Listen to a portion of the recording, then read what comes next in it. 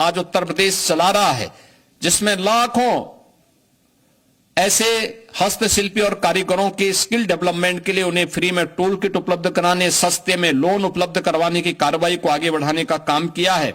और वर्तमान में एक नई स्कीम, मुख्यमंत्री युवा उद्यमी स्कीम, जो अब तक की बहुत लोकप्रिय स्कीम होने जा रही है, जिसमें 31 मार्च तक 1 लाख नए युवा उद्यमी उत्तर प्रदेश बनाने के लक्ष्य रखे हैं। उस कार्यक्रम को हम लोग आगे बढ़ाने जा रहे हैं, जिसमें 5 लाख रुपए तक का ब्याज मुक्त ऋण प्रथम चरण में, मार्जिन मनी 10% और गारंटी मुक्त लोन देने की कार्रवाई को भी सरकार आगे बढ़ा रही है।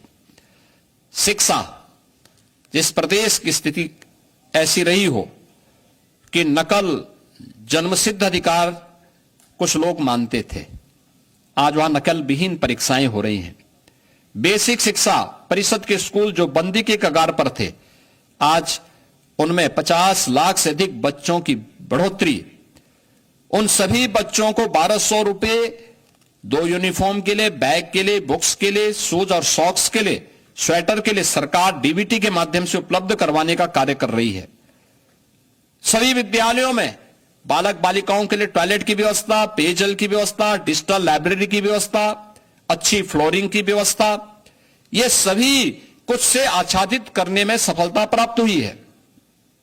साथ साथ माध्यमिक स्कूलों में जर्जर पड़े भवनों के पुनर्निर्माण के लिए प्रदेश सरकार ने अलंकार योजना के माध्यम से एक नई स्कीम प्रारंभ की है और इसको भी तेजी के साथ आगे बढ़ाने का काम कर रही है। अब जर्जर विद्यालय नहीं होंगे।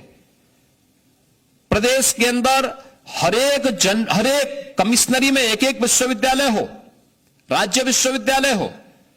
ऐसी 6 कमिश्नरी ऐसी थी जहां कोई राज्य विश्वविद्यालय नहीं था। उन विश्वविद्यालयों के निर्माण के कार्यक्रम को भी प्रदेश सरकार ने आगे बढ़ाया। तो पहली बार मेडिकल यूनिवर्सिटी हो, आयुष विश्वविद्यालय हो, एक अतिरिक्त एग्रीकल्चर विश्वविद्यालय की स्थापना हो, ये सभी आज उत्तर प्रदेश के अंदर देखने को मिल सकते हैं। और संस्कृति विश्वविद्यालय भी हो, यह भी आज उत्तर प्रदेश में स्थापित हो चुके हैं।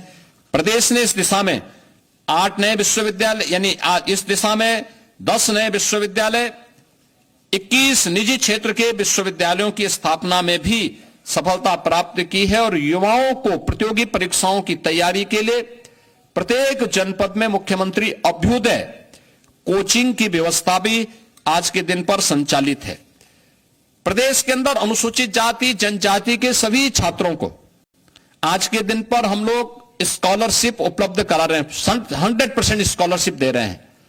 और ओबीसी के भी छात्रों को 2017 तक मात्र 1200 करोड़ रुपए की स्कॉलरशिप मिल पाती थी, आज वो बढ़कर के 2500 करोड़ रुपए सरकार ने किया है, जिससे हर उस बच्चे को जो उसकी पात्रता की श्रेणी में आता है उसको स्कॉलरशिप से जोड़ा जा सके। आज उसमें भी सरकार को सफलता प्राप्त हुई है। उत्तर प्रदेश ने गरीब कल्याण के क्षेत्र में ये डबल इंजन की सरकार ने एक लंबी छलांग लगाई है।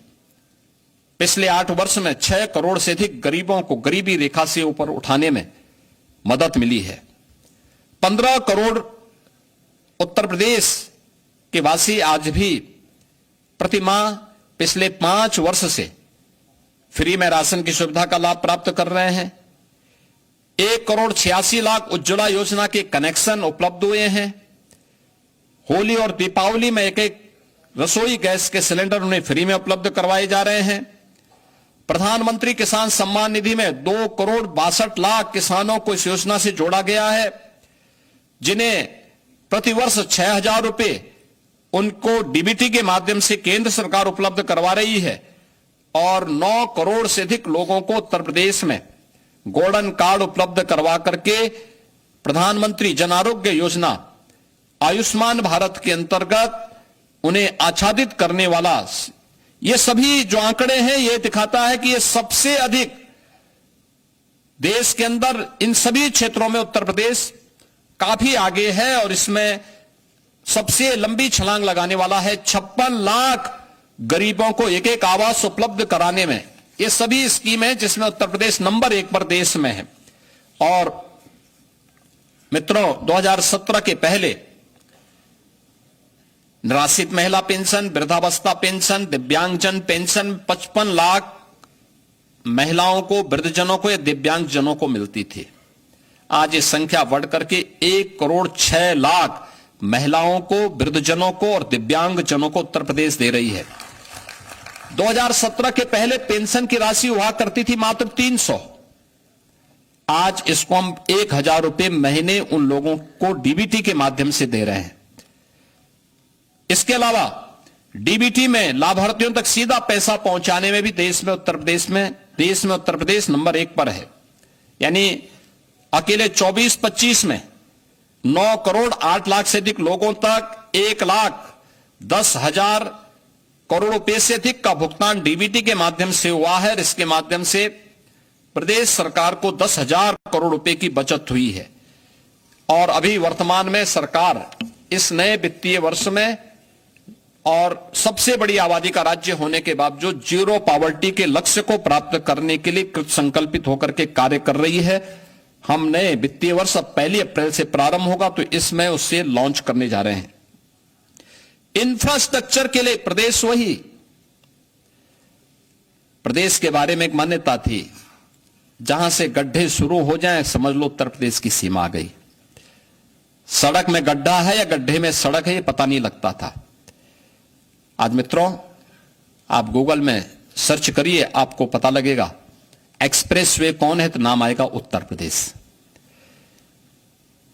6 एक्सप्रेसवे वर्तमान में उत्तर प्रदेश के अंदर संचालित है। 11 पे हम कार्य कर रहे हैं, या तो निर्माणाधीन है या प्रस्तावित हैं, जिन पे नए वित्तीय वर्ष में काम प्रारंभ होने जा रहा है। और गंगा एक्सप्रेसवे के बनते ही देश के अंदर एक्सप्रेसवे में उत्तर प्रदेश का 55% हिस्सेदारी अकेले उत्तर प्रदेश की होगी। सबसे बड़ा रेल नेटवर्क यूपी के पास, सबसे ज्यादा मेट्रो का संचालन उत्तर प्रदेश के अंदर हो रहा है। 2017 के पहले क्या था? लखनऊ में आधी अधूरी मेट्रो थी, 1.5 एक्सप्रेसवे थे। आज 6 एक्सप्रेसवे हैं, 11 पे हम काम करने जा रहे हैं। आज 6 सिटी, देश के अंदर सर्वाधिक 6 सिटी में मेट्रो का संचालन यूपी कर रहा है। देश की पहली रैपिड रेल यूपी के अंदर है, दिल्ली से मेरठ के बीच में। और देश का पहला वाटरवे हल्दिया वाराणसी के बीच में यह संचालित हो चुका है। यानी लैंडलॉक्ड स्टेट से उत्तर प्रदेश मुक्त हो चुका है। और इनलैंड वाटरवे अथॉरिटी का गठन करके उत्तर प्रदेश वाटरवे की सुविधा को वाराणसी से प्रयागराज तक और बलिया से अयोध्या तक पहुंचाने के लिए पूरी प्रतिबद्धता के साथ आगे बढ़ रहा है, जिससे इन संभावनाओं के माध्यम से उत्तर प्रदेश के प्रोडक्ट को एक्सपोर्ट के माध्यम से दुनिया के बाजार तक पहुंचाया जा सके और यहां के अन्नदाता किसानों का, यहां के हस्तशिल्पी और कारीगरों का और यहां के उद्यमियों की इनकम को बढ़ा करके प्रदेश की अर्थव्यवस्था को और सुदृढ़ किया जा सके, इस दिशा में सरकार कार्य कर रही है। आज इंटर स्टेट कनेक्टिविटी हमारी 4 लेन की हुई है। हर जनपद मुख्यालय 4 लेन के साथ जुड़ा है। प्रदेश सरकार ने हाईवे के एक बड़े नेटवर्क को अपने यहां जोड़ा है और उत्तर प्रदेश इस दिशा में काफी एक अच्छी प्रोग्रेस के साथ देश के अंदर है, क्योंकि ये हाईवे इसी दिशा में जो प्रयास किए जाते हैं, ये किसी भी अर्थव्यवस्था की सबसे रीढ़ के रूप में काम करती है। एयर कनेक्टिविटी 2017 के पहले उत्तर प्रदेश के अंदर 2 एयरपोर्ट पूरी तरह क्रियाशील थे, लखनऊ और वाराणसी। 2 आंशिक रूप से थे, गोरखपुर और आगरा आंशिक रूप से संचालित थे। आज उत्तर प्रदेश के अंदर 16 एयरपोर्ट क्रियाशील हैं और उनमें से 4 इंटरनेशनल एयरपोर्ट हैं। और देश का सबसे बड़ा एयरपोर्ट जेवर में बहुत शीघ्र प्रारंभ होने वाला है। यह एयरपोर्ट 5वां इंटरनेशनल एयरपोर्ट भी होगा और आने वाले समय में एयरपोर्ट के फंक्शनल होते ही एयर कार्गो के सबसे बड़े हब के रूप में भी यह बदलेगा। प्रदेश के अंदर इस बेहतरीन इंफ्रास्ट्रक्चर ने प्रदेश की अर्थव्यवस्था को भी एक नई गति दी है। प्रदेश के अंदर नगरीय विकास के क्षेत्र में भी व्यापक परिवर्तन देखने को मिले हैं। उत्तर प्रदेश नगरीय क्षेत्रों में पहली बुनियादी सुविधाओं का अभाव था। देश के अंदर 2016-17 के अंदर जब स्वच्छता सर्वेक्षण हुए थे तो देश के अंदर 100 में से 10 सबसे गंदे शहर यूपी के थे। जहां देखो गंदगी का अंबार था, न बिजली थी, न पानी थी, न कनेक्टिविटी थी, न सुरक्षा थी। आज उत्तर प्रदेश के अंदर केंद्र सरकार की मदद से आदरणीय प्रधानमंत्री जी ने 10 सिटी को स्मार्ट सिटी के रूप में और राज्य स्मार्ट सिटी मिशन के अंतर्गत 7 अन्य सिटी को स्मार्ट सिटी मिशन के अंतर्गत लेकर 17 म्युनिसिपल कॉरपोरेशन को हम लोगों ने स्मार्ट सिटी के रूप में विकसित किया है। और ये स्मार्ट ही नहीं, इन्हें सेफ सिटी भी बनाया है। आईटीएमएस भी यहां काम कर रहा है। सरकार ने इस बार के बजट में व्यवस्था दी है कि हर जिला मुख्यालय की नगर निगम, नगर पालिका को या नगर निकाय को हम लोग स्मार्ट सिटी के रूप में विकसित करने का काम करेंगे। इस बार के बजट में हमने इसके लिए धनराशि भी उपलब्ध करवाई है। प्रदेश के अंदर आज एक नए विकास के कॉन्सेप्ट को एनसीआर, नेशनल कैपिटल रीजन की तर्ज पर प्रदेश के अंदर अलग अलग क्षेत्रों में हम लोगों ने स्टेट डेवलपमेंट रीजन को डेवलप करने की एक दिशा में एक आगे बढ़ाने की कार्रवाई की है। जैसे लखनऊ में स्टेट कैपिटल रीजन, लखनऊ और उसके आसपास के क्षेत्र को लेकर, वाराणसी में वाराणसी और उसके आसपास के क्षेत्र को लेकर, कानपुर में कानपुर और उसके आसपास के क्षेत्र को लेकर के ये डेवलपमेंट रीजन बनाने, जिससे व्यवस्थित और नियोजित विकास को हम वहां पे आगे बढ़ा सके। उसके एक मास्टर प्लान के माध्यम से वहां के नागरिकों के जीवन में व्यापक आमूलचूल परिवर्तन करके उनकी आय को कई गुना बढ़ा सकें, इस दिशा में कार्य करना सरकार ने प्रारंभ किया है। और देश की पहली रोपवे सेवा वाराणसी में अगले कुछ महीनों के अंदर हम प्रारंभ करने जा रहे हैं। यह नगरीय परिवहन की एक बेहतरीन सुविधा होगी जो वाराणसी में प्रारंभ होने जा रही है।